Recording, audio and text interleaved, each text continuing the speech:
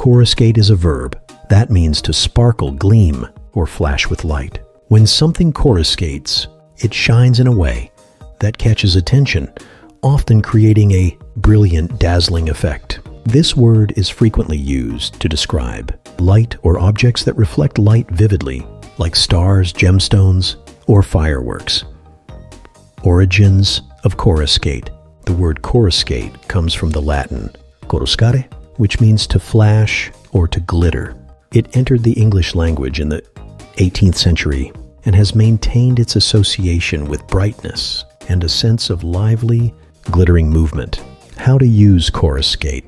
Coruscate is often used in a poetic or descriptive sense to emphasize brightness and radiance. It can describe both physical light and metaphorical brilliance. For example, a diamond might coruscate in sunlight, or someone's wit might be said to coruscate if it sparkles with sharp intelligence. Example sentences. The city lights coruscated on the river's surface, creating a vibrant, shifting reflection.